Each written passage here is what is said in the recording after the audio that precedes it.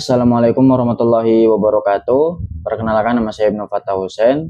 Saya dari kelas 1D, Pendidikan Bahasa dan Sastra Indonesia, Fakultas Keguruan dan Ilmu Pendidikan Universitas Singapura Bangsa Karawang. Pada kesempatan kali ini, saya bermaksud untuk menyelesaikan sebuah tugas dari salah satu mata kuliah saya, yaitu fonologi, dengan dosen pengampu Ibu Dr. Cut Nur Aini, MPD, akan membahas macam-macam fonem, baik itu fonem vokal, fonem konsonan, semivokal, semikonsonan, fonem diftong, dan juga akan membahas tentang alofon, suprasegmental, dan juga segmental. Oke, yang pertama itu ada alofon. Nah, alofon ini secara pengertian, alofon ini adalah variasi dari satu fonem yang bunyinya berbeda, akan tetapi tidak mengubah makna kata. Perbedaan ini biasanya terjadi karena pengaruh posisi bunyi dalam kata atau bunyi di sekitarnya. Jadi sederhananya alofon ini itu dia adalah sebuah variasi fonem yang bunyinya itu berbeda, akan tetapi dalam penulisannya itu sama. Jadi tidak mengubah suatu makna kata, hanya saja perbedaan dalam pengucapannya. Seperti dalam contoh fonem P dalam bahasa Indonesia ada padi dan papan. Padi itu terdengar jelas, P-nya ya, padi terdengar jelas. Akan tetapi kalau papan terdengar ada hembusan udara pada kalimat awal. Pahapan, bisa saja orang mendengarnya itu P ada H-nya. Jadi ada hembusan udara di awal kalimatnya.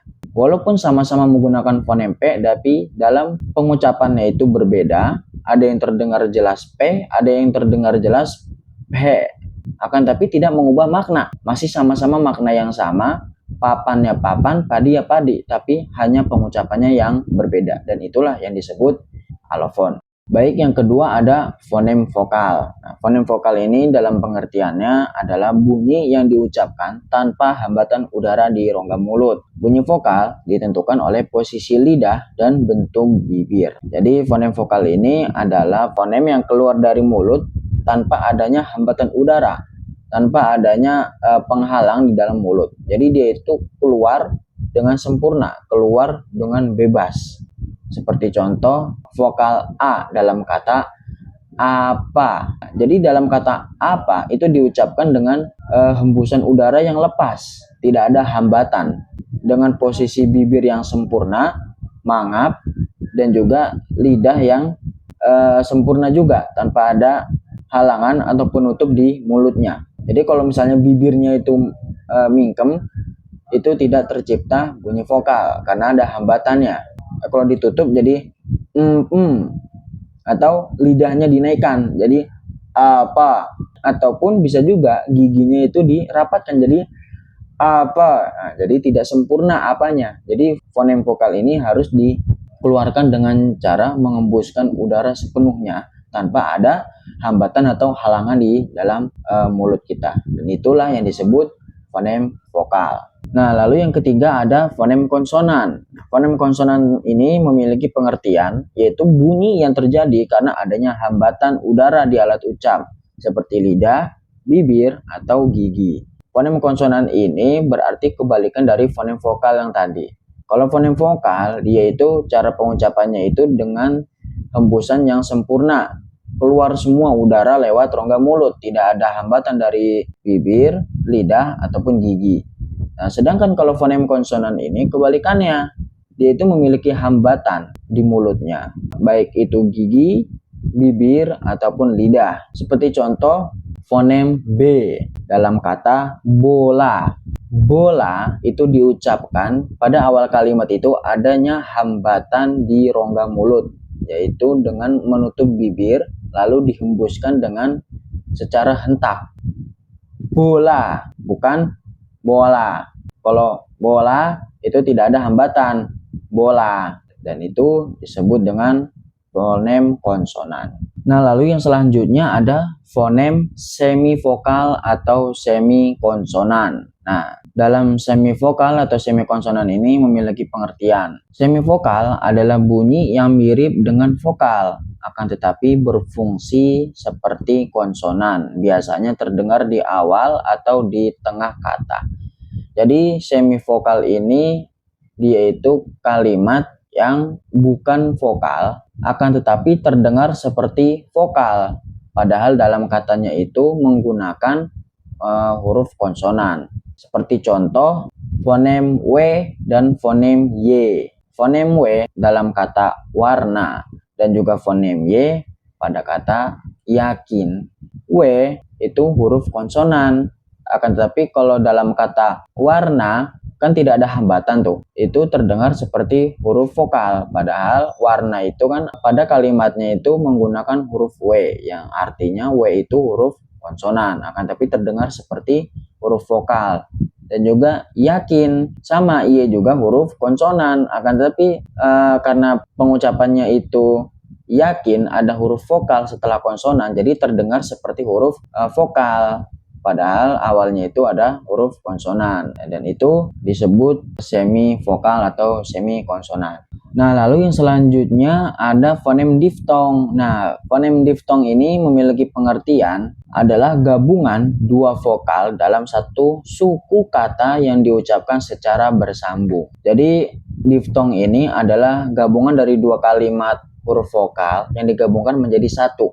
Seperti A dan I menjadi ai, A dan U menjadi au, A dan O menjadi ao, dan begitupun seterusnya. Seperti dalam contoh pulau, dalam akhir kalimatnya pulau itu ada huruf vokal yang tergabung yaitu A dan U. Walaupun dalam penulisannya itu pulau, tapi dalam pengucapannya itu kita tidak mengucapnya itu pulau, tapi menggunakan fonem W yaitu pulau. Karena ada huruf dua vokal di dalam akhir kalimat pulau ini, jadi digabung menjadi au atau bisa juga W ataupun pandai, A dan I di akhirnya. Tapi bukan pengucapannya itu pandai, tapi digabung menjadi satu seperti Y, jadi pandai bukan pandai, dan itu yang disebut dengan fonem diftong. Nah, lalu selanjutnya ada suprasegmental. Suprasegmental ini memiliki pengertian adalah unsur bunyi yang menyertai fonem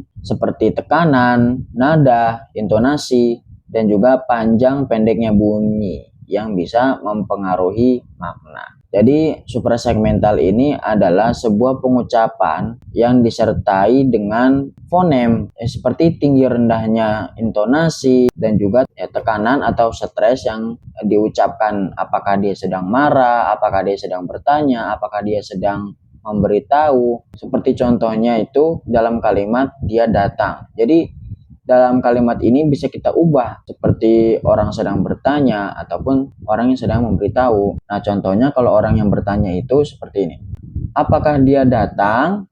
Nah, pas di A-nya itu panjang yang membuktikan, yang memberitahukan bahwasanya dia itu sedang bertanya. Berbeda dengan orang yang sedang memberitahu. Hey, dia datang. Nah, tidak panjang seperti yang orang yang sedang bertanya. Tidak ada panjang pendeknya atau tinggi rendahnya dalam pengucapannya. Hey, dia datang. Itu yang membuktikan yang bahwasanya dia itu sedang memberitahu seseorang, bukan sedang bertanya. Dan itu disebut sebagai suprasegmental. Nah, lalu yang terakhir ada segmental. Nah, segmental ini memiliki pengertian yaitu bunyi atau unsur bahasa yang dapat dipecah menjadi unit-unit yang lebih kecil seperti vokal, konsonan, diftong, dan kluster yang membentuk suatu kata. Seperti contohnya buku. Nah, buku itu bisa kita pecahkan menjadi beberapa bagian. Yang pertama B yaitu huruf konsonan, lalu U huruf vokal, K huruf konsonan, dan U huruf vokal. Jadi dalam buku ini memiliki fonemnya masing-masing yang bisa dapat kita pecahkan menjadi beberapa bagian. Terdiri dari huruf konsonan dan juga huruf vokal. Ataupun ular.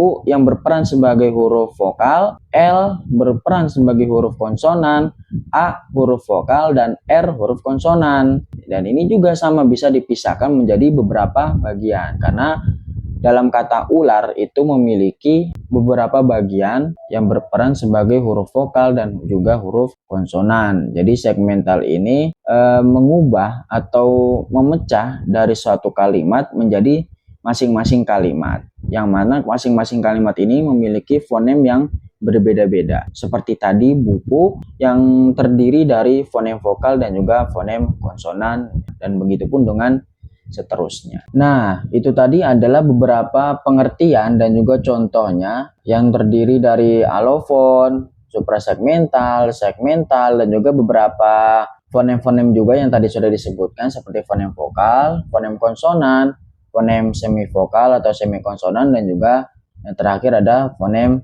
diftong. Dan perlu kita ketahui dari semua yang saya sebutkan sebelumnya itu adalah cabang-cabang atau akar-akar dari pelajaran atau mata kuliah fonologi, dan juga fonologi ini juga adalah salah satu pelajaran yang mempelajari tentang bahasa Indonesia. Nah, mungkin segitu saja yang bisa kami sampaikan, kurang lebihnya mohon maaf.